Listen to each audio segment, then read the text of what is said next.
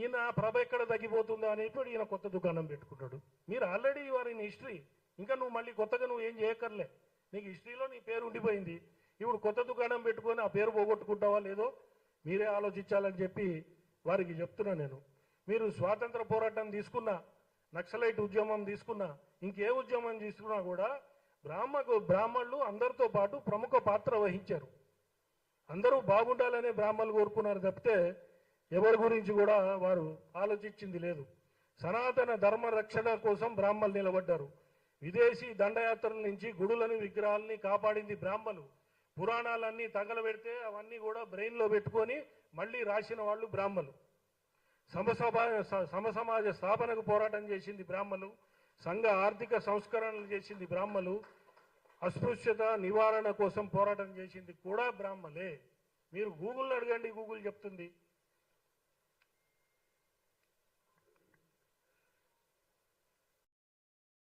బ్రాహ్మణ పరిస్థితి ఏంటి? బ్రాహ్మణ ఆధిపత్యం అని కృతయుగము, త్రేతాయుగము, నువ్వు లేవు నేను లేను, ఎవరు చూడొచ్చేది అప్పుడు అవన్నీ.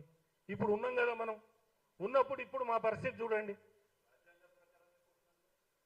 రాజ్యాంగం ప్రకారం మేము ఎక్కడ కూడా మేము రాజ్యాంగాన్ని అతిక్రమించి లీగల్ ఫ్రేమ్వర్క్ నుంచి దాటిపోవట్లేదు మేము.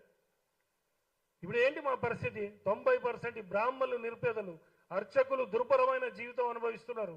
ఏదో నలుగురు అర్చకులు ఎక్కడో తిరుపతిలో ఇంకెక్కడో ఉన్నోళ్ళు బాగున్నారేమో కానీ తెలంగాణలో ప్రతి గ్రామంలో ఒక గుడి ఉంటుంది. ఆ గుడికి అర్చకుడు ఉంటాడు. ఆయన బతకటం కూడా కష్టం ఉంది. మా వాళ్ళందరూ కూడా ఇక్కడ బతుకు తెరువు లేక పొట్ట చేత్తో పెట్టుకొని విదేశాలకు వెళ్ళిపోయారు. మా పరిస్థితి అది. మేము ఏదో కొద్దిమంది ఉండి మా సంఘాలని కాపాడటం కోసమని Brahman organisations for social service అని పెట్టాం. మా నిరుపేద బ్రాహ్మణుల్ని కాపాడుకుంటాం. నిరుపేదల్ని కాపాడటానికి, అర్చకుల్ని కాపాడటానికి, వైద్యంలో విద్యల్లో కాపాడటానికి అది పెట్టుకున్నాం. కానీ మీకు కౌంటర్ ఇవ్వడానికి, ఈ ప్రెస్ మీట్లు పెట్టడానికి మేము ఈ ఆర్గనైజేషన్ పెట్టుకోలేదు.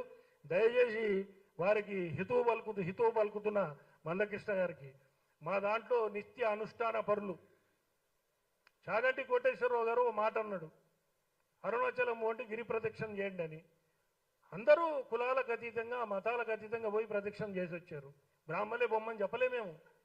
అందరిలో కూడా భక్తి భావం రావాలి, అందరూ హిందువులందరూ యూనిట్ కావాలనే ఒక ఉద్దేశం తప్పితే ఇప్పుడు ఆ హిందువుల మధ్యలో చిచ్చు పెట్టే కార్యక్రమం మీరు చేయకండి.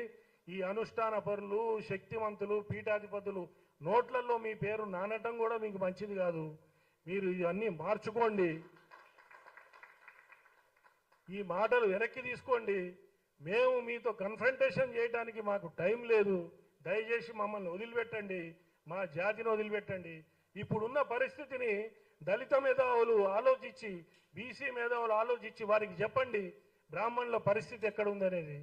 మాకు రిజర్వేషన్ కావాలని కొట్లాడే పరిస్థితిలో మేముంటే మీరు బ్రాహ్మణ జాతి ఆధిపత్యం అని 50 లక్షల ఏళ్ల కింద ముచ్చట్లు ఎవరికి కావాలి? ఇప్పుడు ఇవన్నీ మానుకొని దయచేసి ఈ వ్యాఖ్యలు వెనక్కి తీసుకొని మీరు మందకృష్ణ గారు మీరు చేసుకునే ఉద్యమం మీరు చేసుకోండి, మేమేం రాము.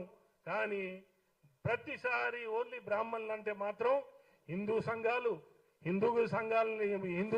హిందువులు అనుకునే పార్టీలు, తర్వాత రెడ్లు, కమ్మలు, కాపులు, వైశ్యులు, వేలమలు అందరిని అంటున్నారు. వాళ్ళందరినీ కూడా తీసుకొని మేము ఈ కార్యక్రమం నిరసన దీక్ష రాజ్యాంగబద్ధంగానే చేస్తామని చెప్పి ఈ పత్రికా ముఖంగా మీ అందరికీ తెలియజేస్తూ అందరికీ నమస్కారం. జై హింద్.